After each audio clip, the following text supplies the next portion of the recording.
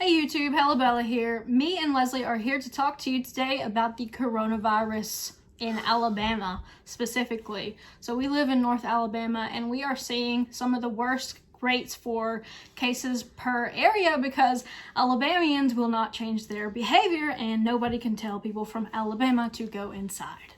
There's just something about Southerners and authority figures telling us what to do. It doesn't connect. We are among the states that is going to suffer the worst from the coronavirus. We have 1,676 confirmed cases as of about 4 hours ago, and we have over 30 deaths. Our governor is, Someone's grandma? yeah, she's a mama. She talks like a Southerner from like the 1930s.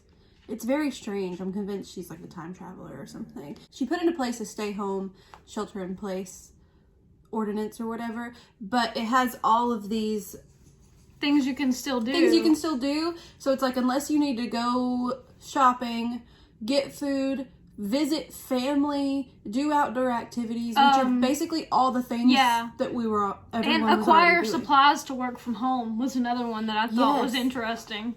As someone who runs an Amazon business, that is I could literally say I'm doing any of that and still leave my house. I could take the dog to the park. But people are not going out as much. I noticed yesterday because I was at Publix and there was like no one there, and the cashier was like, yeah, people think that you literally can't leave the house. And I was like, are people that stupid? This might be a case where it's good that Alabamians don't click on the rest of the article and read what was announced, because maybe this will actually work. Maybe they'll stay in their house. Let's talk about Lowe's. Lowe's is packed out right now. We'll post a picture. Yes, let's post that picture of them in line. Oh my gosh. Like, what are y'all buying? Flowers for your flower bed? You're gonna be planting yourself in there. A lot of the stores are doing this thing, which I think they're doing it in a lot of other places too, but it's just here people aren't listening. They're doing a thing where they're only allowing in 10 people at a time. And so there's a big line of people waiting outside. And those people are asked to stand 6 feet apart, but that's not happening. So it's everyone in this huge group, in this huge crowd, just squished together, waiting outside of the store. They're not even 3 feet apart. No. It's like waiting in line for a concert. Like, everyone's just touching. Yeah. You can see from the pictures. It's nuts. Like, you would think they were lining up to see fucking Leonard Skinner. The amount of people who are at Lowe's right now is ridiculous. I've been to see Skinner, and it was not that crazy. Well, from the stores that are open in Alabama, we've noticed a lot of shortages. And I will have some pictures up of the places that I've been to. Specifically, Publix, Dollar General, Walmart is all completely tapped out of toilet paper and cleaning supplies. I did notice that Publix is one of the ones who is really trying hard to limit quantities. They are saying no more than 2 of each item, any item in the store pretty much. Like per family. Yeah, per family. There's like rice, beans, weird stuff that people are buying that they would probably never eat even if there was a freaking pandemic.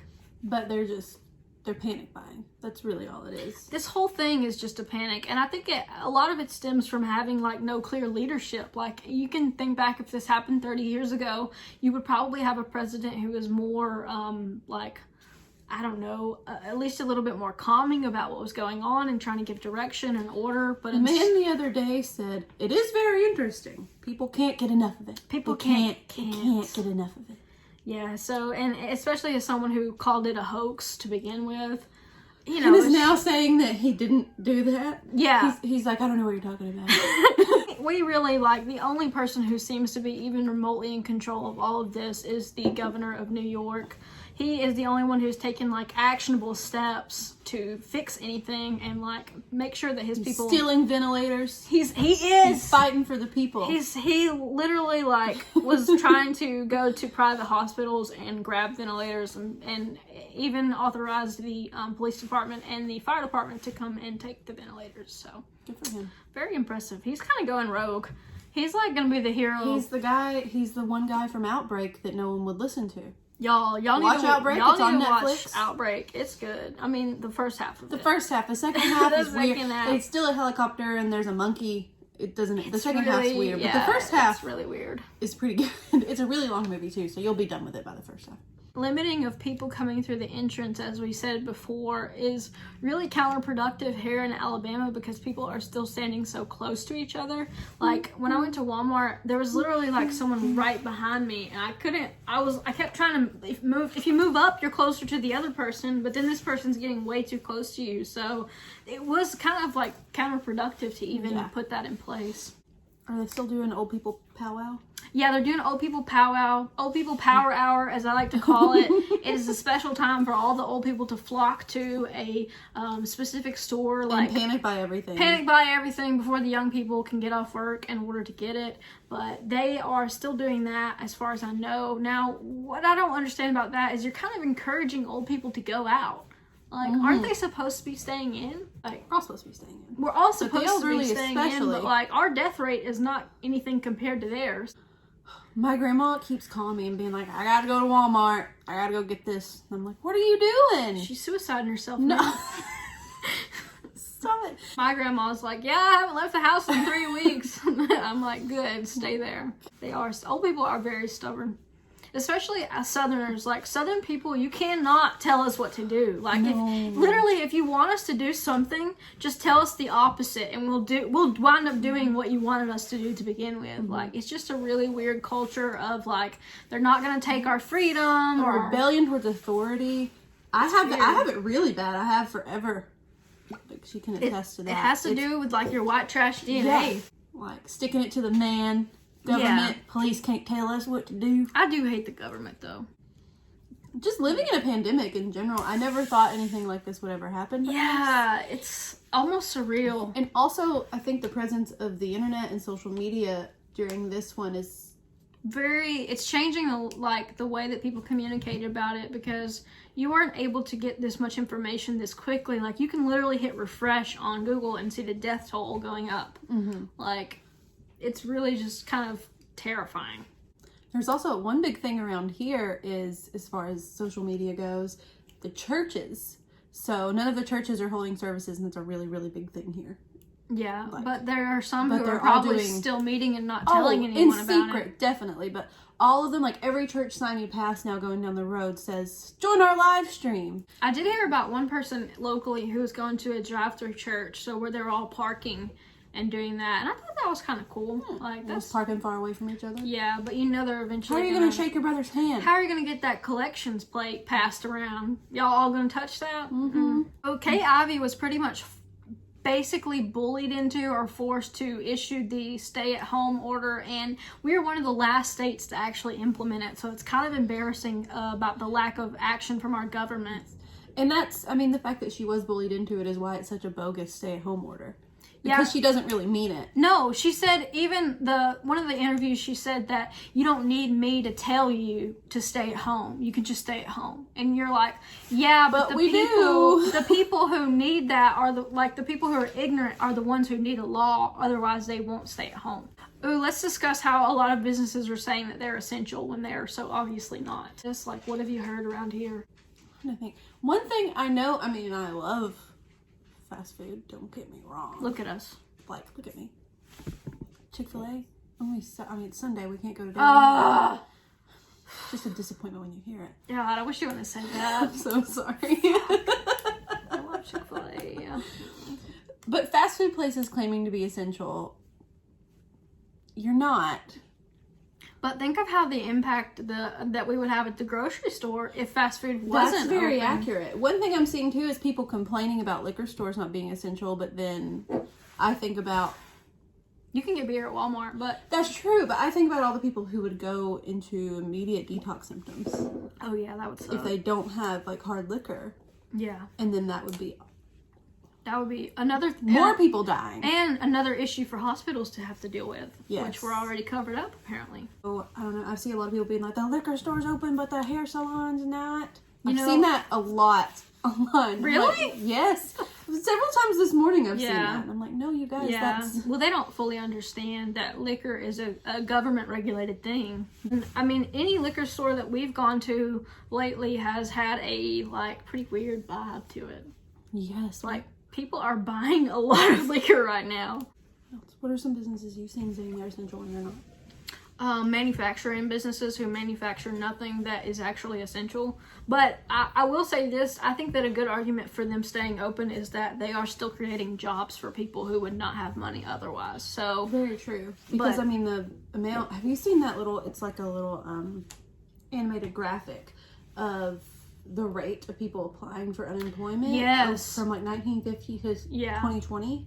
It's nuts. Yeah, and I mean, where's all this money going to come from? Like, we've already heard articles about just locally how we're being impacted in terms of taxes because all of these small businesses are closed and they were the ones taxed at the highest rate pretty much because, you know, if a Walmart or a Target is here, they have put in as many, basically saying, can we get a tax break for this, a tax break for that? Like, a mom and pop business doesn't do that. A mom and pop business gets taxed at a normal tax rate. And so those are the ones who generate the most money for a small area. And now we're seeing that those places are all closed up. So where is all the money for everything going to come from for 2020? It's just going to be really, really hard to come back from this once it's over. I don't think there's going to be like any going back to normal. I think it's going to be for a long time. I just feel like it's going to be a shift, especially the attitudes of the American people having to rely on government that is so poorly organized. Unemployment, is it a fraction of what you normally get, or how much do you get? I know they're doing a $600 more a month. Damn, we should get on unemployment. Right? Shit. You have to get laid off due to the pandemic. Oh. Well, I'm going to lay myself off. You're fired, Bella.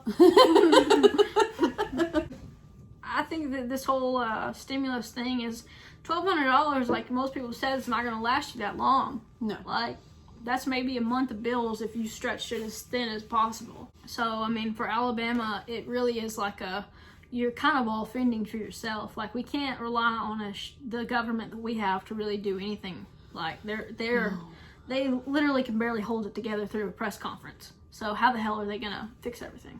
I feel like everything's going to change. Well, I feel like as far as locally here, so even if we're just talking about our town specifically, there have already been places closed for good. Restaurants in our downtown area, which has recently in the past few years seen a really big resurgence, are closing permanently. Places that have been open for decades are closing.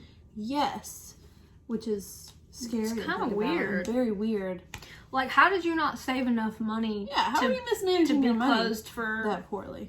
You know, even I would think a restaurant should have at least 6 months of savings in order to still run if something were to happen. But, you know, that's the same scenario that we're seeing nationwide where all of these companies want a bailout from the American government, yet they have invested nothing into their savings. They don't want to pay dividends to stockholders. They want to use all of their money to basically buy back their own stock. So why should we bail them out when small business owners are not getting a bailout? The thing that they said where you could get $10,000 for free is really, there's a certain amount that they're giving out. So once it's all gone, and it's not going to go very far.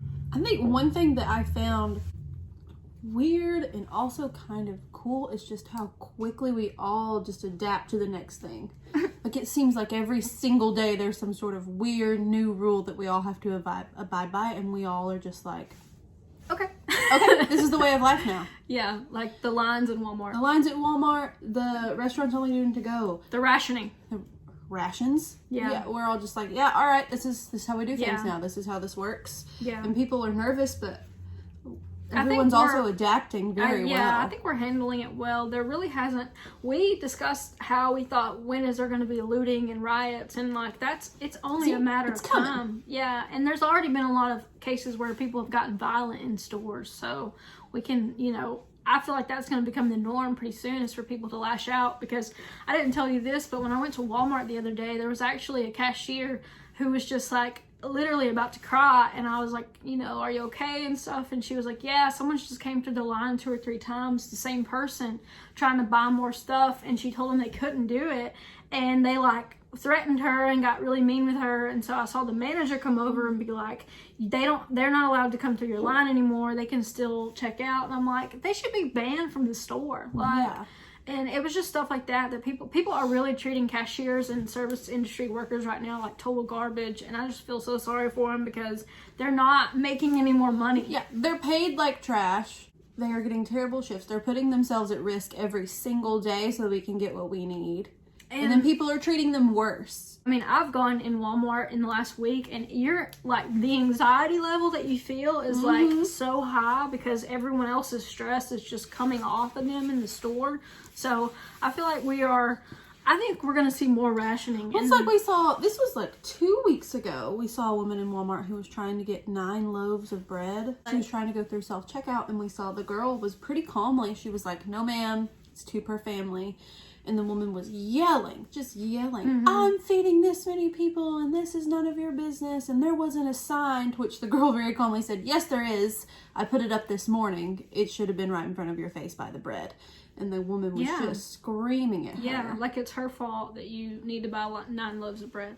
Nobody And needs... you don't need 9 loaves of bread. No, you really don't even need 2. Like, it's kind of ridiculous. Why are you eating that much bread, you weirdo? You know, there's shortages, but there's still food. Like, we're not to the point where we're like, there's no food left. I don't think anyone in Alabama or anyone in the United States for that matter has really had to suffer this kind of like scarcity before. No. Certainly not around here, because you can tell that people are getting really frustrated at the store when they're out of certain things. I Like, haven't been able to find my favorite boneless hot wings for weeks. yeah, I mean, and that sucks, man. But like, we still have that stuffed crust pizza. Yeah, and like, we're still okay. Yeah, We're gonna make it.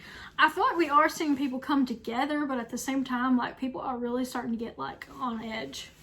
Okay, so we're going to wrap this up, guys, but as of right now, the cases in Alabama is up to 1,676, and we have over 30 deaths. So we just want to keep in mind that this is an evolving situation, and you should really stay safe, stay home if you can. The cases in the United States is rising. As of the last time that I checked it, it was up to 329,000, so it is definitely growing day by day, but we just want everyone to stay safe, and we wanted to give an update as to how things are from our perspective in Alabama. So thanks so much for watching. Bye, wash your hands. Wash your hands.